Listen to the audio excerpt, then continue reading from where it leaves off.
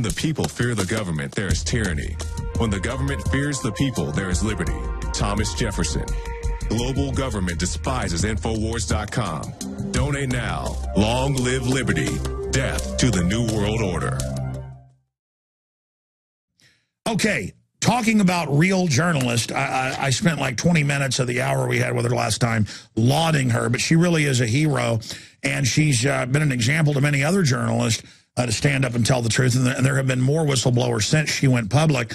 Amber Lyon is a 3-time Emmy Award-winning journalist and filmmaker obsessed with hackers, human and animal rights, and revolutions.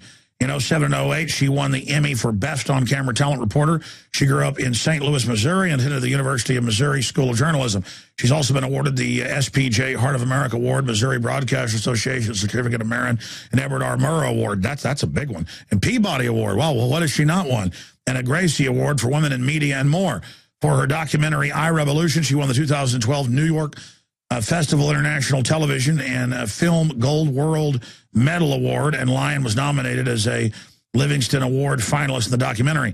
Lyon continues to investigate ongoing cases of excessive use of police force, as she's been shot at doing it in California, against journalists and protesters in the United States and more. AmberLyonLive.com, and she joins us here again.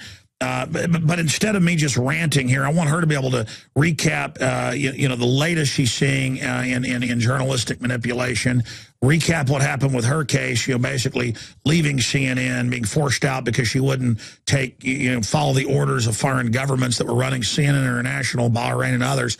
And then I want to open the phones up for people to have a chance to talk to her. In fact, let me give you that number. If you want to join us, it's 877-789-ALEX, 877-789-2539. We're opening the phone system right now. We'll take 5 or 6 calls for Amber Lyon. Questions directly to her, 877-789-ALEX. And Amber, it is great to have you here on air with us, and I'm just so excited to see your story getting out there all over the place of just how manipulated CNN really is. Yeah, Alex, I really appreciate you having me on and having the gumption to discuss this story, because it's yet another one that's kind of been censored by the mainstream because other mainstream outlets are participating in similar behaviors. And really going on your show made a tremendous difference in being able to let people know that CNN has been what I consider to be defrauding viewers, creating these infomercials for dictators, this paid content that they're airing on CNN International that's actually being paid for by governments that, as journalists, we're supposed to be watchdogging. Exactly. CNN's paid for by Bahrain, Saudi Arabia, China, you name it. This show's paid for by our little sponsors and people that donate to the once-a-year InfoWars Money Bomb. And I know you're also building your own media organization, which is really exciting. That's what's going to defeat this dinosaur media and create the alternative. Talk about a little bit of what you're doing currently, and then let's recap your story. Yeah, I'm setting up a news and information aggregation and original content website.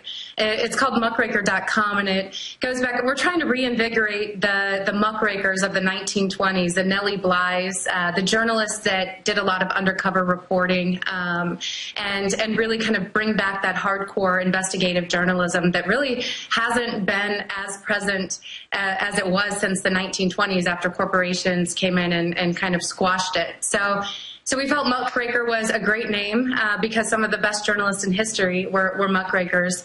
And we're really hoping to launch this site as a force for investigative journalism, also for whistleblowers who are brave enough to come forward. Again, a lot of listeners have seen your story in the news, but I mean, without me trying to break down the story first, recap exactly in a nutshell what happened to you and what you witnessed. I mean, you're one of the most important whistleblowers that come along in a long time because of just how wide-reaching and really bombshell this CNN activity is. Yeah, I mean, as an investigative journalist, I began to notice after working for the mainstream that the elephant in the room was the behavior of these corporations, not these individual investigations that I was doing. And I realized that the propaganda being fed to the public by the mainstream was just as detrimental as any other investigation I was working on. I also noticed that some of my coverage from Bahrain was being red tape. night. It was very difficult to get coverage on air, whereas Syria and Iran it was very easy to cover those countries. And I noticed this systematic cover-up of the behavior of a U.S. ally country, and I felt that that the public needed to know that a lot of people in the public have already come forward and felt that these organizations are screening the news. And I wanted to make sure that people knew that they were right in their beliefs. And I mean, the significance of this, whenever we have just massive information like this right out there in the open, and we have all the news of censorship in the White House saying what to do with the New York Times, and reporters at press conferences giving their questions beforehand. I mean, this is just absolutely rigged. Since when is journalism just repeating and regurgitating whatever press release you're handed? I know, Alex, you're exactly right. That's what we're hoping to kind of lead the way and redefine journalism with muckraker.com, because we feel that we've lost our way in this country as journalists. We're supposed to be watchdogs on the government. We're supposed to be ambushing our senators and congressmen constantly to get to the truth. And instead, the U.S. government is spoon-feeding the mainstream media stories and sound bites that they're then publishing as fact. A prime example is the situation with the attack on the U.S. Embassy in Libya. The mainstream media took whatever the State Department told them and published that as fact without doing an independent investigation, as we're supposed to do as journalists. And it came back to bite them, because as we found out now, that the situation surrounding that attack and the way the State Department was framing it wasn't true. And these mainstream media outlets are quick to blame the State Department for not having the facts right. But really, I feel like they should be blamed, because they're the ones who are supposed to be watchdogging the government and these corporations. And Alex, that's part of the reason why we have so much corruption in this country right now, is because we really are lacking in true hardcore journalists and journalism. Well, I agree with you, and we've also got all these corporations with their own people in as the regulators. I mean, it's not getting better, it's getting worse. Where do you see this country and this world going if truth can be sold out to the highest bidder? I'm really scared for the direction of this country, just based on my last 10 years as an investigative reporter and seeing how much corruption has been able to succeed because there is no journalism to watchdog these companies and really expose it. Another thing that scares me, Alex, is, you see the NDAA 2013 is now going to legalize propaganda. It's going to allow, for the first time in decades, it's going to allow the U.S. government to directly spoon-feed propaganda to the American public and bypass the mainstream media.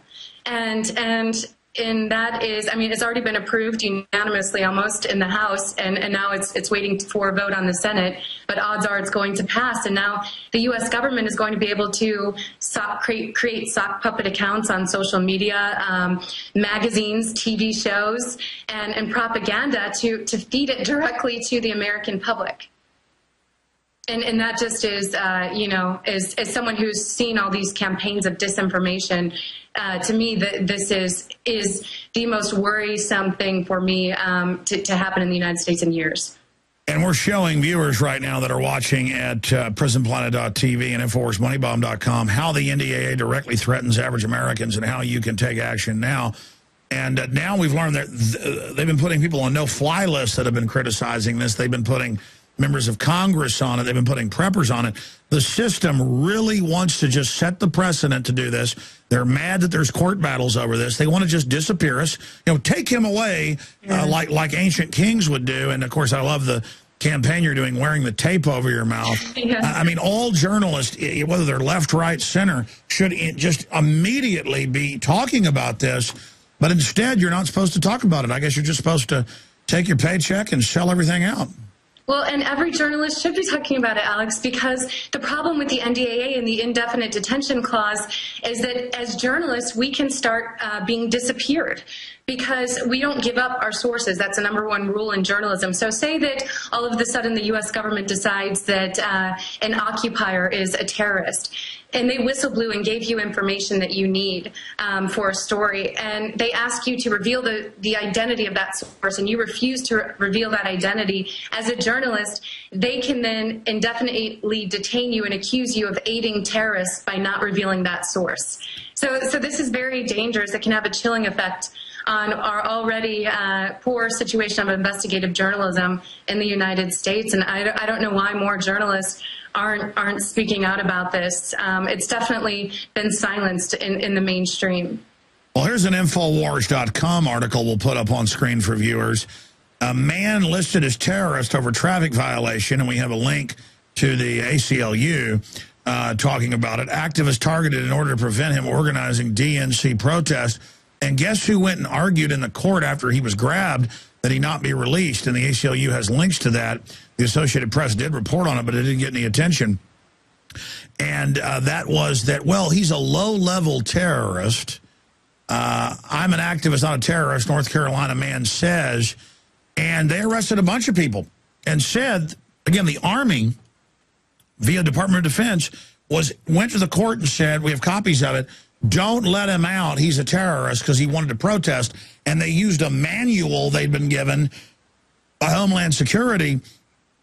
I mean, what if Homeland Security made a manual saying, you know, being a mother is terrorist, or being a Christian is terrorist, or being a Muslim is terrorist?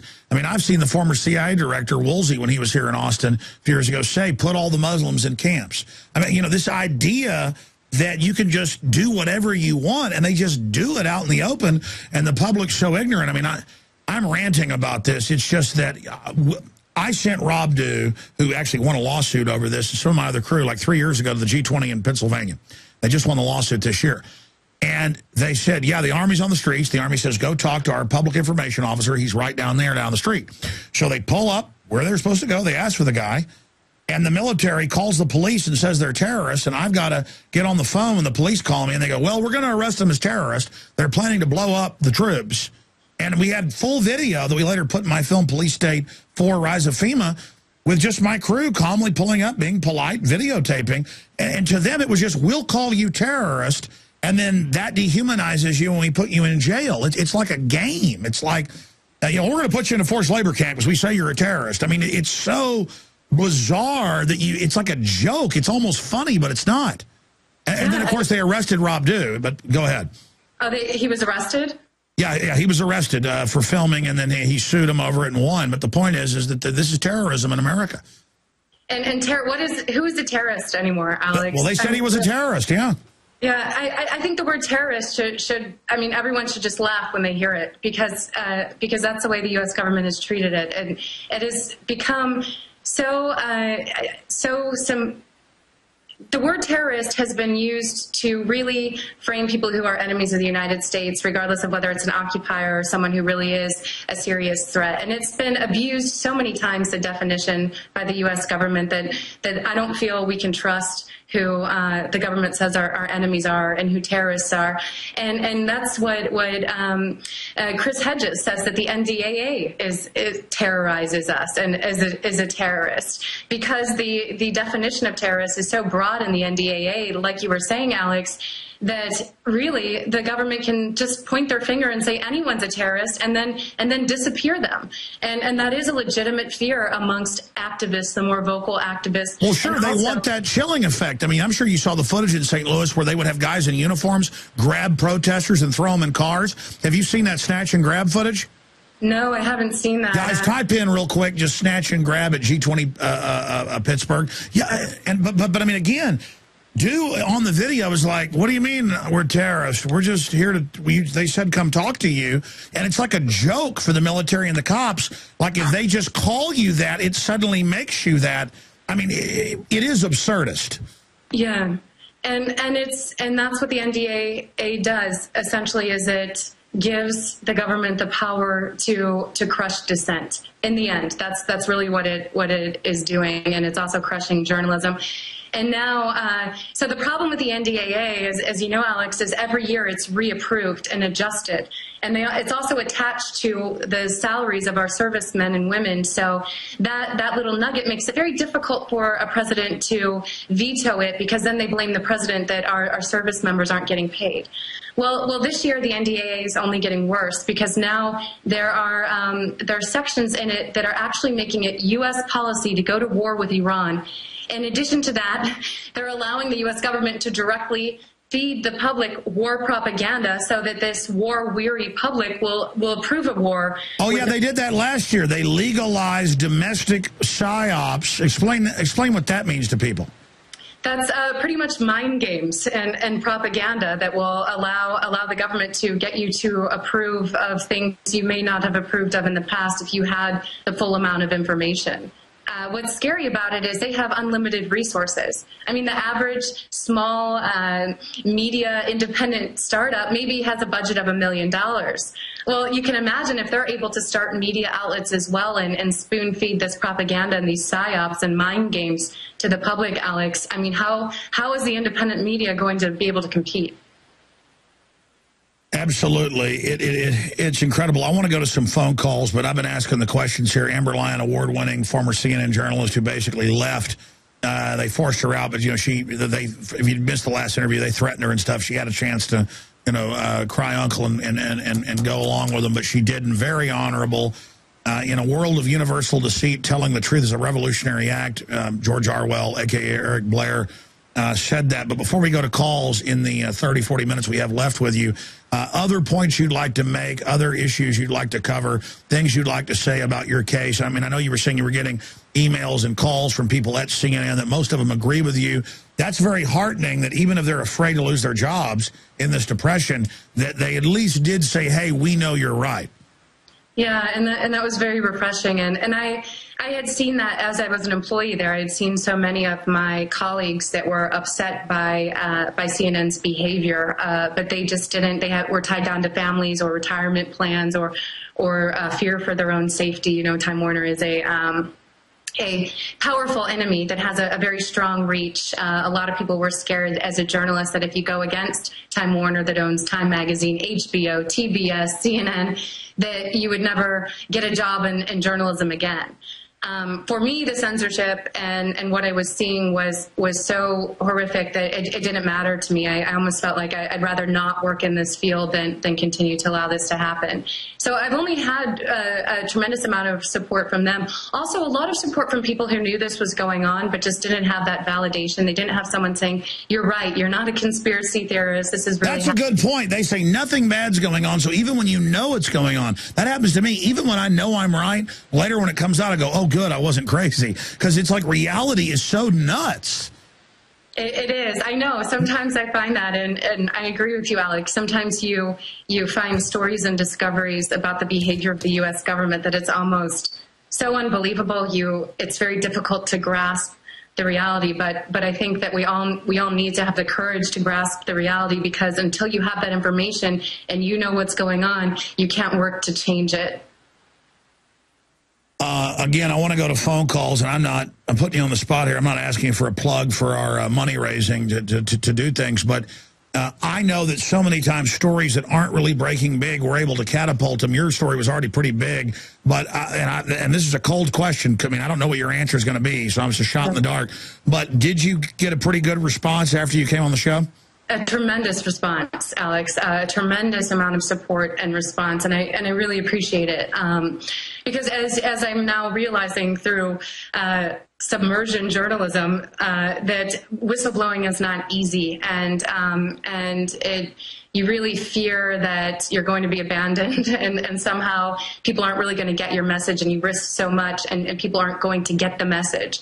And my point is to let people know that, okay, this network is producing infomercials for dictators, and you should take what you see as, with a grain of salt. And your viewers and listeners, I got hundreds of emails and a lot of support, and a lot of people who were just happy to be able to know what's going on, because they told me they had suspected this was going on all along, and people had been calling them conspiracy theorists, and Sure, it's all validating, and then you know, Joe Rogan called me and said, "Hey, that was a great interview. We're getting her on," and then that's on XM, and then that chain reactions, and then other people, and now you're talking to people, you know, folks that normally aren't even political. I mean, it's just amazing. My point to viewers is the reason people should spread the word with email, Facebook, Twitter, donations, whatever, is that, hey, I'm not happy just reaching 15 million a week.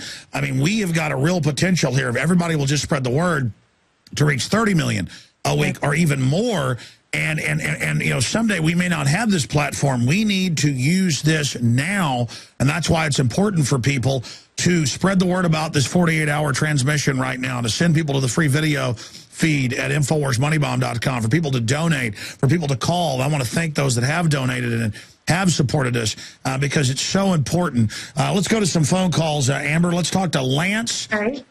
Lance in Texas. You're on the air with Amber Lyon. Go ahead.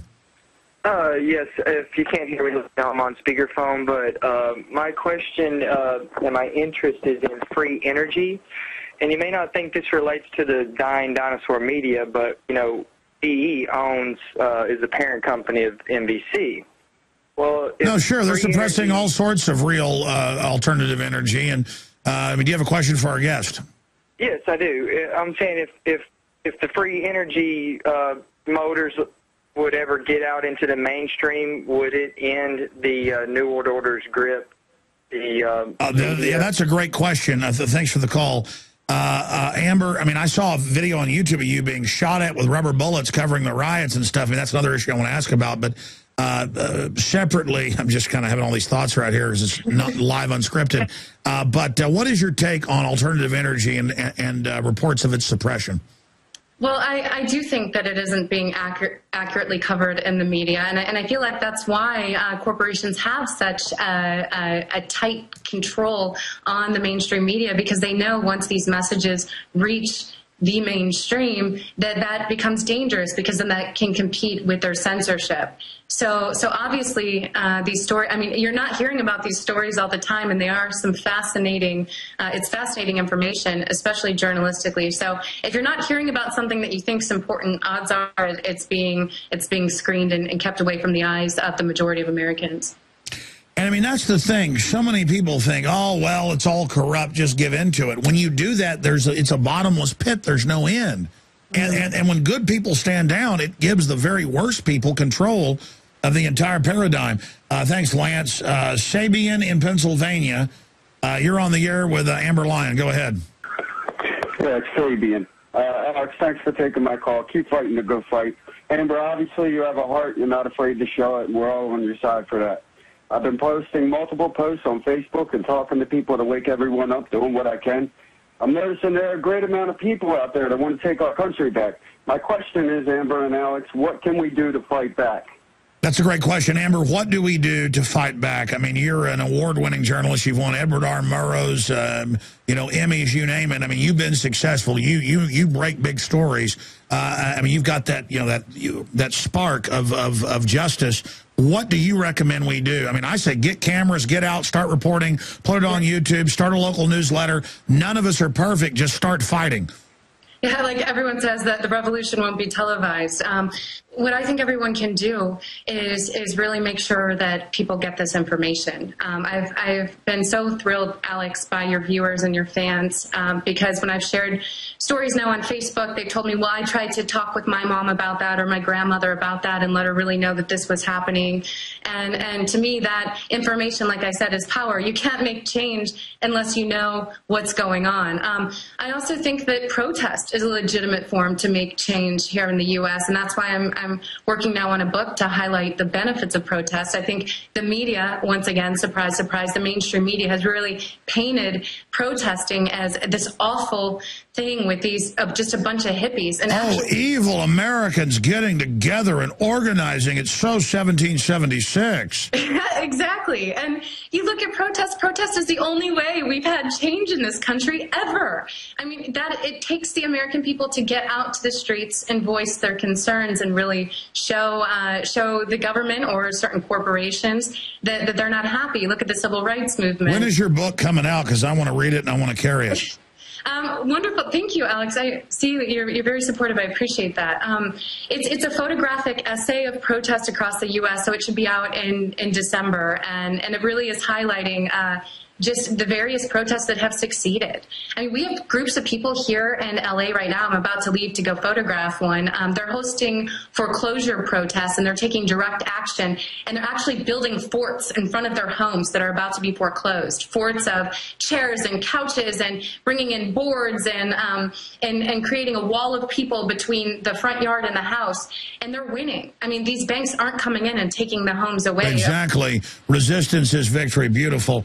Sabian, does that answer your question? I've seen a lot of people in Occupy and whatnot that did try and do that, and they ended up getting gassed and beaten and whatnot. I mean, it's crazy, you know? Yeah, well, I mean, look, you know, fighting for liberty isn't going to be easy, and Occupy got infiltrated by the Democrats, and they couldn't take it over. They went ahead and had a coordinated Homeland Security raid in, 30-plus cities. Again, since when do the feds coordinate ordering local police to arrest all the occupiers? I mean, again, that's totally out of the Fed's jurisdiction. And the problem with Occupy, too, is that Occupy didn't have, it doesn't have enough, not enough people are brave enough to go out and protest with these various, at these various events. If there were thousands and thousands of people at these events versus a couple hundred, then the protesters would have more power and wouldn't be as easily influenced and crushed by law enforcement and the feds. Well, look, I appreciate your call, sir. I mean, Amber, thank you. I probably spent like 10 minutes just saying what a hero you were, because it's true. And, the fact is, sure, you say you're not a hero. Basic human compassion and knowing there were slaughters you witnessed in foreign countries that they ordered people to cover up, you had a responsibility to talk about that. But nowadays, when so many people just rationalize or whatever, what you did, that type of action, is what is going to change the world. And they're scared of people like you that could be an example to others, because once other people within the system, that's what the system's really afraid of. Yeah. That's why they're afraid of a protest, because others might join it, like Ceausescu in Romania or the fall of the Berlin Wall. They send the military in. I've interviewed some of those officers. They ordered to go kill people, and they finally said, we're done. It's just that moral decision. That's why they want to go to drones and robots and autonomous systems who aren't even human-controlled, because they want to remove us from the decision-making equation. We have power, and we have to realize we have that power. And if people don't act soon, at least at the least to contact your senators about NDAA 2013 to get rid of the propaganda and the U.S. policy leading us into war with Iran and the indefinite detention.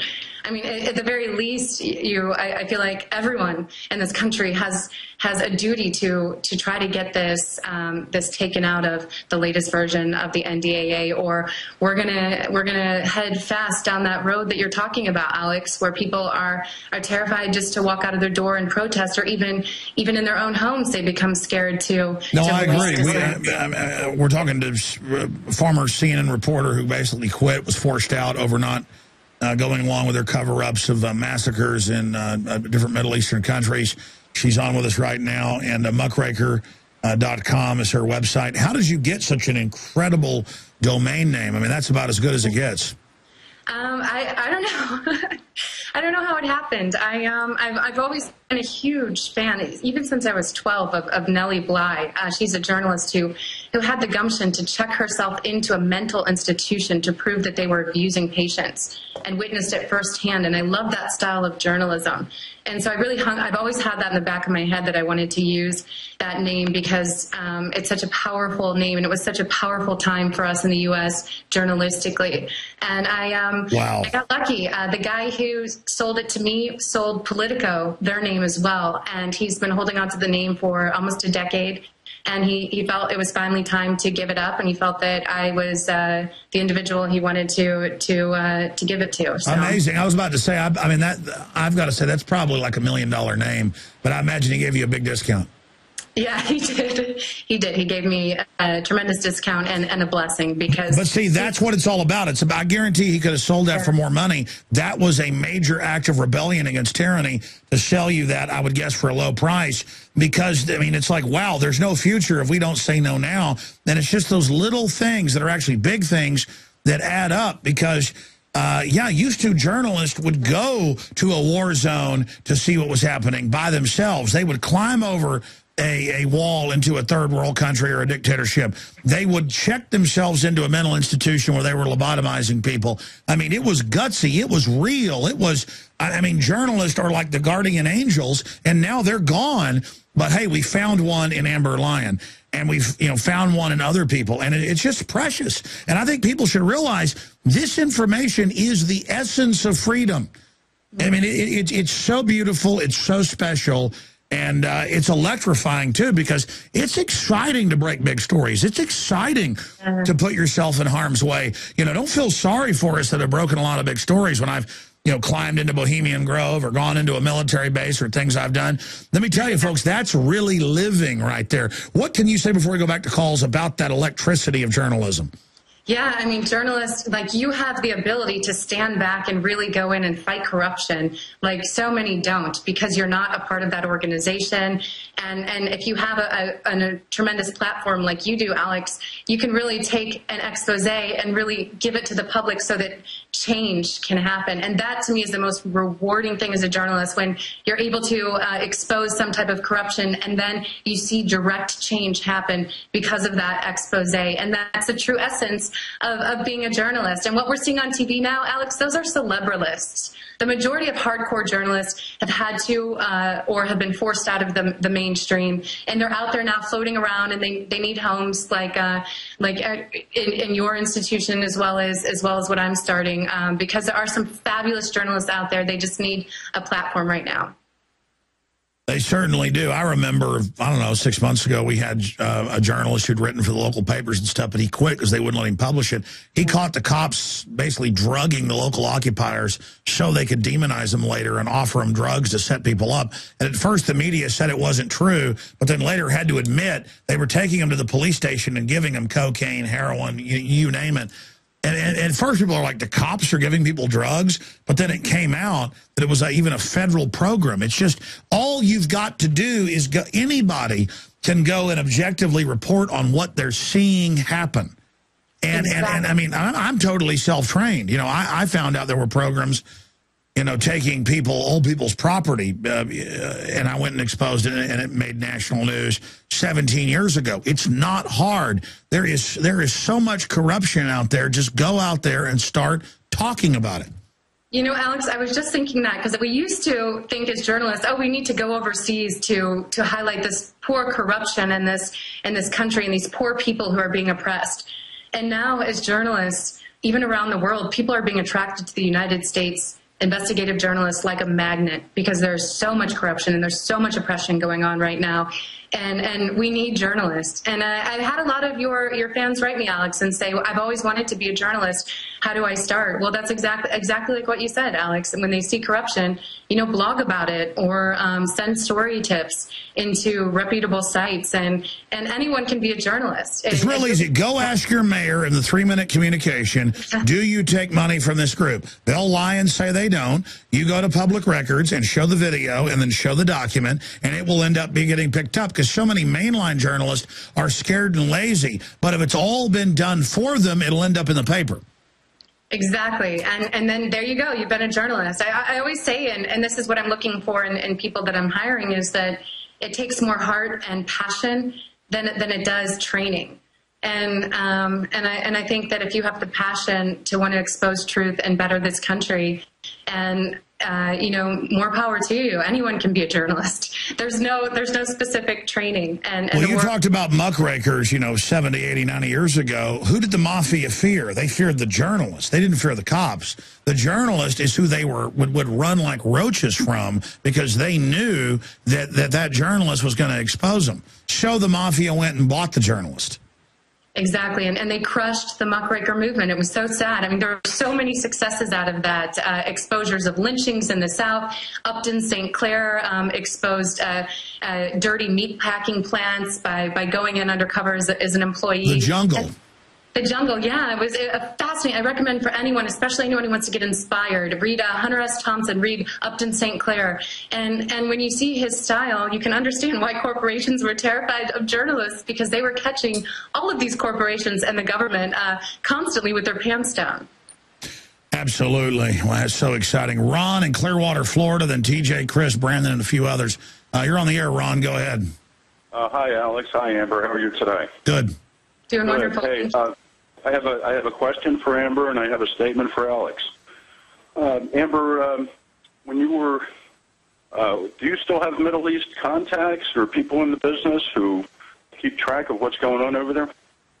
Yeah, I do. I have a lot of the country in particular that I focus on is Bahrain, and I have a lot of contacts on the ground there, and who keep me updated constantly about what's going on. Of course, you can bet that when I launch my news site, we'll be covering the real story about what's happening in these countries through our genuine, truth-telling contacts on the ground. Have you heard of any kind of troop buildups in Syria, Russian troops and Chinese troops? I haven't been covering Syria closely. I've been, because there's so much media attention on Syria, I've been focusing on filling the vacuum with Bahrain coverage. So I wouldn't know. Yeah, we know there's a Russian troop buildup. I don't know about Chinese. Caller, do you have any information on that? Well, I just been picking up a lot of buzz on the net, and I just wanted to make one statement to you, Alex. You had Roseanne Barr on about 6 months ago, and she said that a lot of people in Hollywood listen to you all the time, and I think it's time for them to step up with your money bomb. Yeah, I mean, you know, I don't brag because it doesn't even matter to me anymore. It's kind of crazy. It's like ego is actually kind of a good propulsion system. It's really scary not to really have it anymore, because I guess once you realize you've gone to all these parties and been with these people, it means nothing. There's not like some grass is greener world you break into. I like people that tell the truth and are cool, whether they're famous or not. You know, that's the really neat thing. But I know all these big Hollywood people who make, you know, $1 million bets and stuff, and have like 5 houses, and even though they care about what's going on average, they don't give a plug nickel to anything political. And it's just kind of its own la-la land out there, but I appreciate your call. Yeah, no, I just, basically, I've had hundreds, let's not exaggerate, hundreds of celebrities. If I said hundreds of movie stars call me, it wouldn't be true. 50 movie stars, whatever, some of the biggest. I mean, you name them, most of them, I can say, wow, met that person. Wow, they called me. Yeah, that person. But the thing is, they're always like, we want to tell you we like you, but we're afraid to talk and speak out. Well, then it's because you're afraid we're going to lose everything. But you know what? My listeners are more excited to hear a regular person on the air than even a celebrity. And so that's my message to the celebrities. If you're thinking the whole world's waiting for you to lead them, think again. You know, go ahead and just crouch down and lick the hand that feeds you. But I appreciate your call. Amber, any comments on that? Yeah, I do agree. I actually moved out to Los Angeles because I found more support here journalistically than on the East Coast near, you know, Wall Street. Surprise, surprise. A lot of the investors there aren't too keen on wanting to invest in investigative journalism. But I found a lot of support out here. But I do agree there's still that line they're scared to cross because they're scared of ticking off someone in their audience or ticking off a major studio like maybe Warner Brothers. But that's a problem. When you try to please everyone, you please no one. And in the end, we're at such a crucial time in this country that I think people who have a big reach and know the truth have a duty, like the Joe Rogans, the unlikely heroes of what's going on now, you know, who see that there's a deficit in discussing the truth, and they actually have the courage to come forward and talk about it because they have an audience that they can reach with that truth. Joe has a huge audience. He has a lot of courage. Thank you, Ron. Let's talk to TJ in Phoenix, Arizona. You're on the air. Hello. I want to say thank you and blessings to both of you. I was woken up about 2.5 years ago working for a fundraising organization, interestingly enough, raising funds for the Republican National Committee. And this gentleman said, I have some information for you. And he sent me some emails, and it was one of the first things I watched was the Obama deception. So thank you for that, Alex. I want to say thank you, Amber,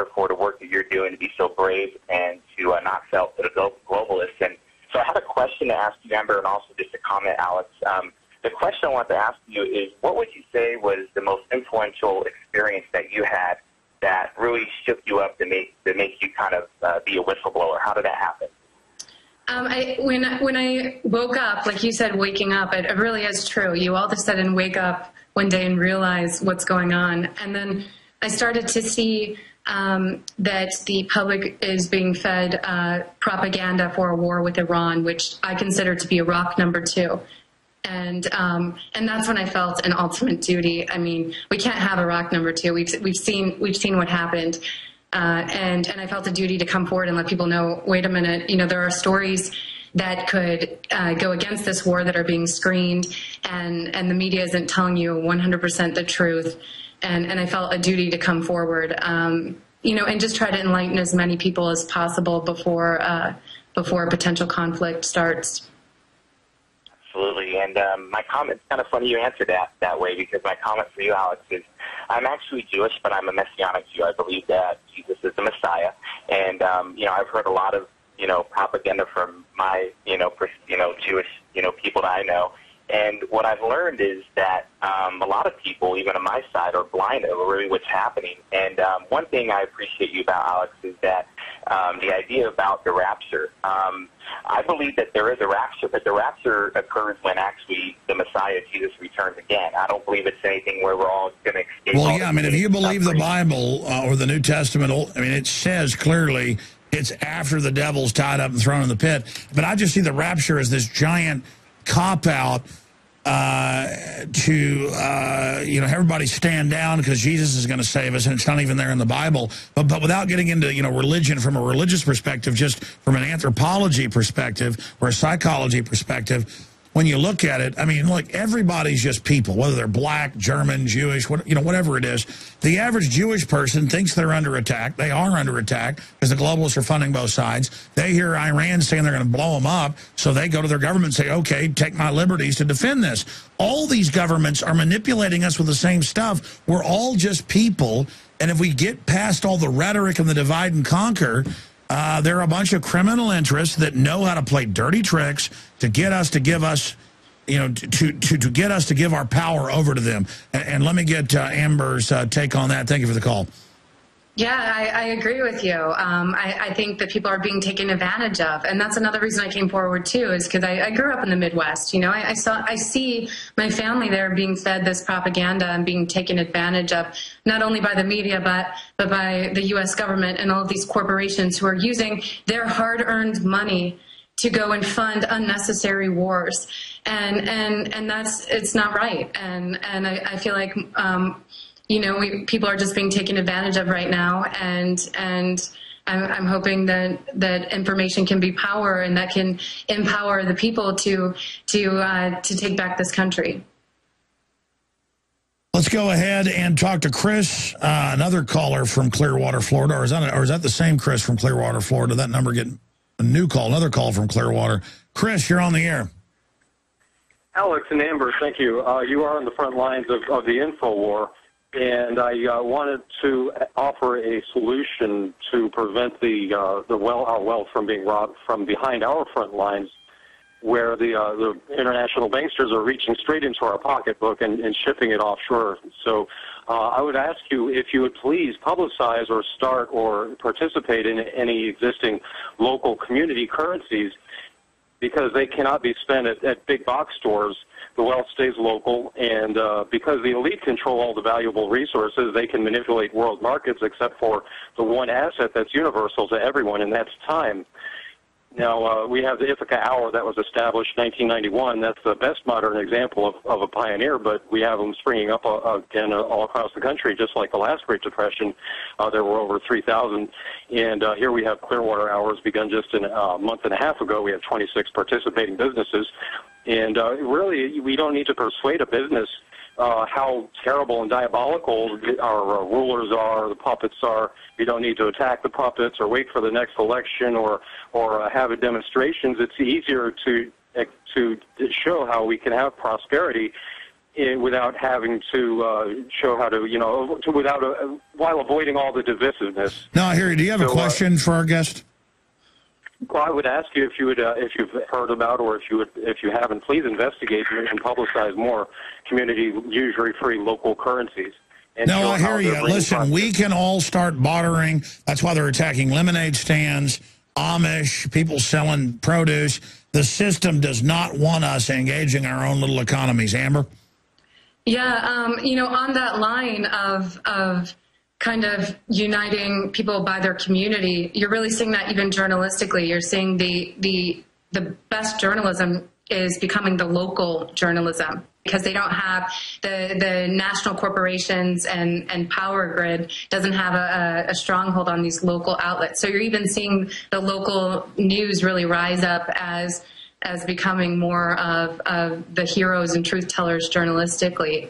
And I find people who agree with you feel that you're more united now by your community, and communities need to start building up connections and power for the future as well. Let's move quick now with 4 more calls, and we'll let our amazing guests go. Brandon in Boston, Jim, Josh, and Ken. It's all the time we have. Brandon in Boston, you're on the air. Hey, Alex. Hey, buddy. Amber. Hi. Thank you so much for all the work you're doing, and I just want to say how refreshing it is to hear somebody with passion in their voice rather than some kind of lifeless journalist that you're taught to be objective and everything, and that kind of just sucks the soul out of you. And well, that's code word for repeat what you're handed in a press release. Yeah. So, but exactly, you're handed the press release and you're just told what to do. You have no more say than an employee does in a corporation. And I just want to thank you so much for kind of deprogramming out of that. But my question is, a couple of them is, one, have you received any support from kind of renegade journalists like Jeremy Scahill, who wrote Blackwater? I know he's out in L.A. doing great work. And I also wanted to know, like, what's your next move? I know there's a book coming out, or where can we follow you, where can we find you, and follow your stuff and add to this emerging grassroots movement? Yeah, kind of tell us, because people are interested. I mean, I'm interested, Amber. Mm-hmm. I mean, I know there's so much going on, but I mean, you got the book coming out. You're trying to organize other muckrakers. Sure, you're doing some investigations. You can't tell us about those. Don't want to give the enemy heads up, but tell us what you're doing. Well, that's what I've been doing, is trying to find an outlet for the Jeremy Scahills and the real hardcore muckrakers that you have out there, to kind of collect all of their work into one site where people can go as well to get our focus is going to be just really hardcore investigations, like the types that Jeremy Scahill do. So that's what I'm focusing on. I'm building this outlet and investigations that really have a lot to do with the U.S. People write me time and time again and say, well, I have a great news source I can go to find out what's happening in the U.K. and a source that's critical of the Middle East, but there are very few that are running right now that are critical of the U.S. So that's what we're trying to create as well. And, now I'm focusing also on ways to, make sure I stay safe. That's been a concern. And then also working on finishing this book that really highlights protest in the U.S. and really highlights the art of protest and creating change in the history of the United States, because that was something that was just squashed by the mainstream media. And I saw that happen, when Aaron Burnett went out the first day of Occupy Wall Street and just demonized the protesters. And they didn't deserve that. And, everyone deserves to have their story told and told truthfully. And so I'm just hoping this book is my way to give back as a journalist and tell the true story of the last year of protests in the U.S. So there's a lot going on. Sure. I mean, the system wants us all just watching TV all day, never even being out riding bikes or whatever. They want us just like zombies, only getting their message, and it doesn't fit into it if people get outside the box and go out and start protesting or go out and start a blog or an access show or a local radio show. I mean, folks, people are hungry for alternative news. And I hear so many of the other alternative news organizations and stuff, they never talk about that. It's like they've got their little thing and they're in competition with the other journalists. And, that's a big problem too. We're not in competition, ladies and gentlemen. We're in a pitched battle against a private corporate takeover, and everything is on the table. We have got to go all in against these people. And the idea of getting citizens involved in just free speech, in just protest or journalism or whatever it is. I mean, so many times it's a child in England with the horrible school lunches they're being given who start taking photos. Then millions see it. Then the school says you can't take photos. Then it's a bigger controversy. Then it's shut down. Or kids in San Antonio don't want to wear RFID around their necks. And the school says we're going to punish you, so that blows up. It's always little people. They tell you you're little and powerless because it's the opposite. It's so much of the real news is generated by people that aren't even trained journalists. They're just videoing what happened. Take Spain. They want to ban videotaping police. Amber, let me ask you about this. Illinois wants to give people life in prison. Remember that case for videotaping? There's no perception of privacy. You know that. I mean, that shows how scared the system is just of people putting out real reality and not their filtered infomercials for dictators. Exactly, and they're terrified of the little guy standing up, because once the mainstream starts protesting and starts, getting off the couch and heading out and doing exciting things like protest and collecting information and spreading the truth, then they're screwed. There's no way they can compete against 300 million people in the United States who say that they want change and they want their country back. And that's what I saw. That's why I saw right away. I mean, the writing's on the wall. That's why right away the mainstream media came out and crushed the protests and crushed them strongly. And, because the mainstream media is like, we're the only ones that can speak, not you. Exactly. And thank goodness for cell phones. And now anyone can become a journalist and put a photo up or a video and get more views than CNN gets. And that is very scary to them. And that's, Alex, that's why the NDAA 2013 scares me even more, because the government has taken such a stronghold of our mainstream media that now they've lost so many viewers that they don't have the power to reach such an audience. So now instead they're going to pass this NDAA 2013 and allow them just to feed propaganda directly to the public, so they can completely bypass the mainstream media because they've already ruined that. And to me, that's just another obstacle that we're going to face as citizens and as journalists in getting the truth to the people. Wow, let's race through these final calls. He's got to go take photos of people fighting to stop homes from being repossessed by the banksters. Jim in Florida, Florida Keys, you're on the air. Hello, I have one question for Amber, who is a investigative reporter and history buff, might be able to answer off the top of her head. What I'd like to know is, prior to the creation of the TSA Nazi force, how many men, women, or children, American citizens, have blown themselves, the plane, train, or bus that they were riding in up? I don't know. I'm not. Zero. Yeah, I mean, I don't know an exact figure, but I can't remember any story in history where they have been, or we've had. No, they're making us the suspects. It's bureaucrats saying we're going to put our hands on you. It's the ultimate act of domination. And even when reporters try to out the TSA, we had a reporter at CNN, Drew Griffin, who did a story against them, and they put him on a no-fly list. Yeah, I mean, they're trying to censor the story as well. So that that is incredible despotism. That's total. That's their pleading guilty to tyranny. I remember I covered that report. I think we had him on, where they put him on a list because he did the report. Yeah, I know. And for anyone that thinks we have a sound government and law enforcement here, well, look at that. They tried to crush dissent. And that's, as a journalist, that's rough when you get put on that list, because you rely on your ability to travel to do your job. So it really set him behind on other investigations that he had to do because he couldn't travel. Or could you imagine if a family member had died and he needed to rush home to get to their funeral and wasn't able to do so because he was put on that list? They're directly trying to intimidate and silence the public and journalists and politicians as well. Anything else, Jim? Well, the only thing I'd like to say is that I'd sure like to see that fact published more often. And also with it, if possible, a rough idea of how much money the American public is spending to prevent something that never in the history of this country has happened. I think it's like $6 billion a year. I can look up. Here, I'll look it up. Cost of TSA per year. Let's see if my little feeble memory can remember. Let's try to look it up, too. Exactly. Is TSA just another airport subsidy?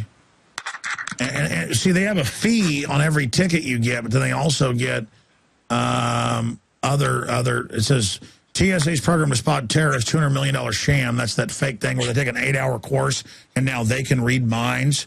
I mean, how about they can turn, lead into gold? I mean, it's like, 8-hour course, or they can 8-hour course. TSA can now sprout wings and fly. But I mean, I last time I checked, it's all billions and billions. I think 6 to 8 billion. The numbers. Yeah, you're right. I'm seeing one source says about 8.1 billion in 2012 was their budget.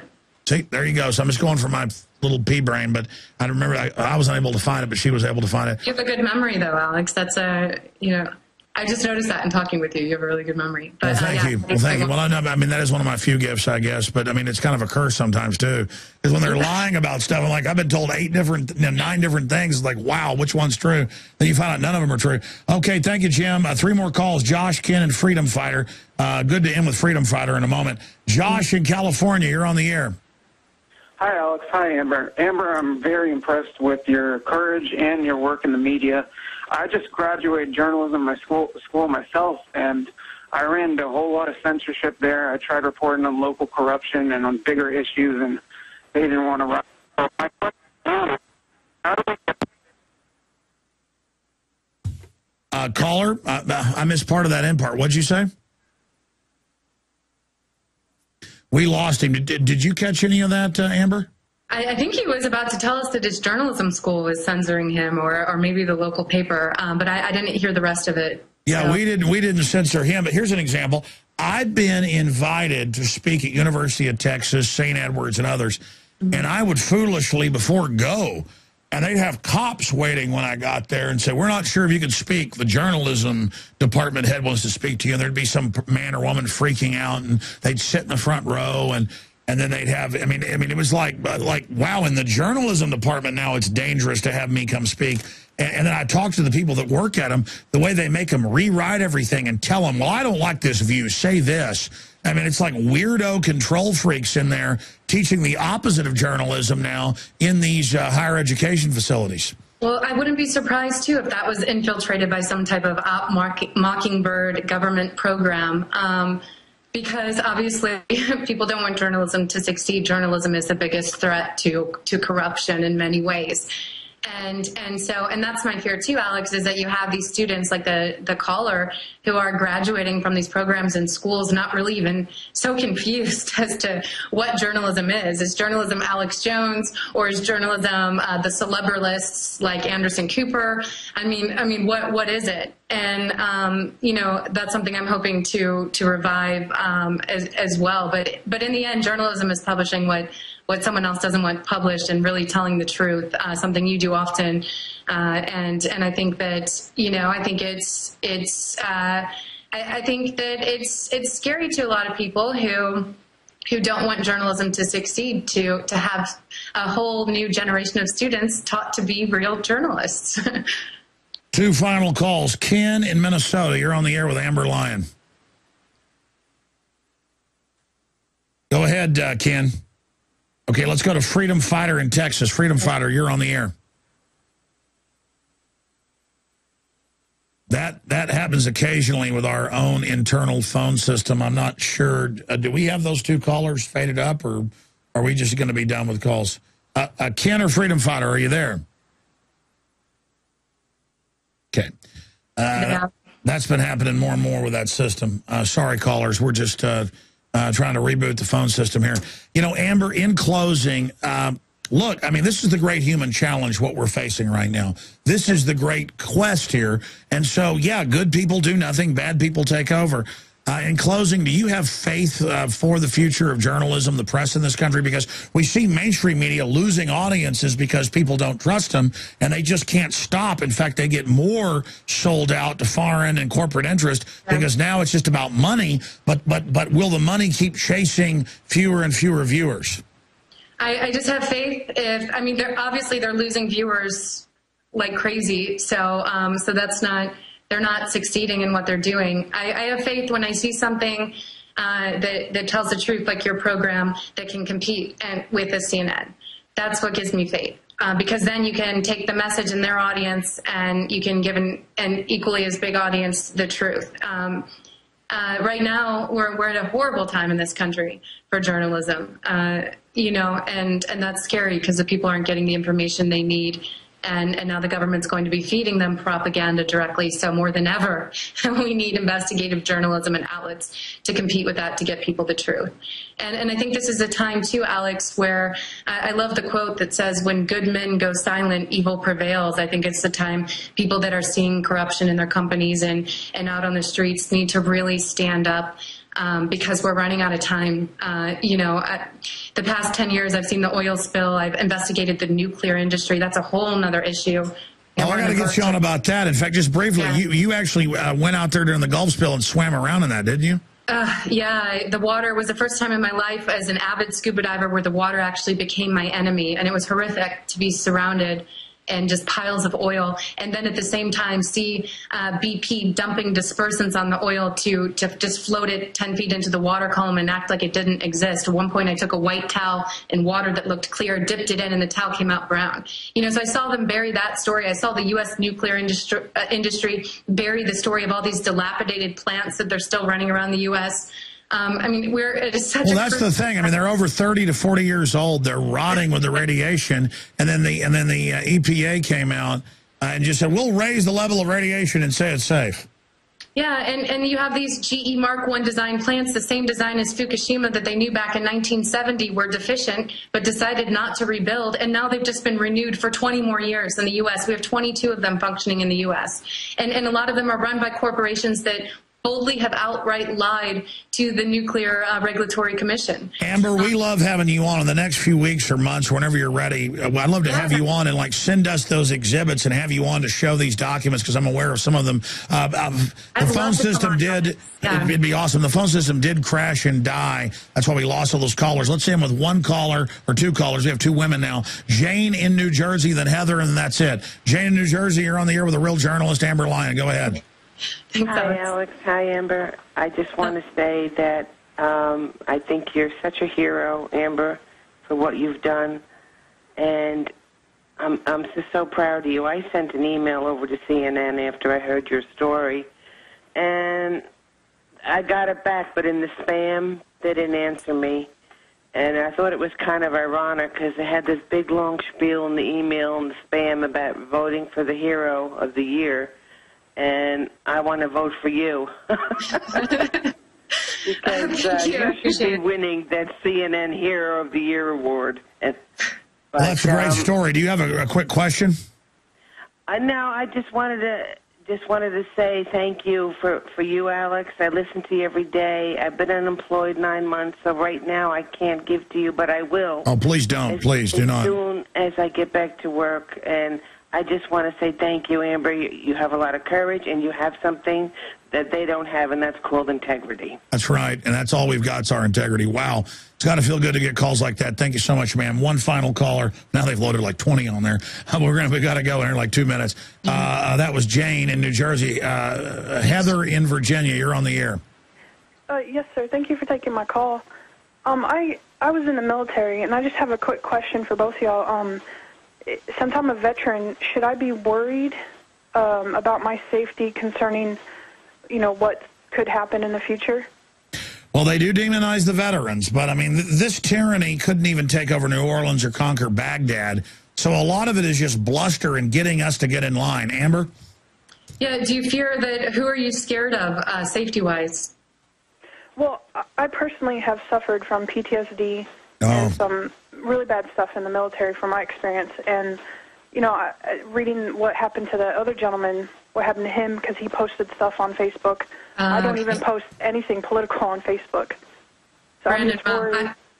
Like I said, when good men go silent, evil prevails. So if you let that intimidation work, in the end, the press stood behind Brandon Robb, and it was exposed. What happened to him was exposed. So I don't think by any means you should let it silence you. If you let it people always say, Alex, this is scary. You're trying to scare us. No, we need to get going because it's bad and say no to it. One final caller, Angel in Minnesota. You're on the air with Amber Lyon. Go ahead. Hi there. Hi.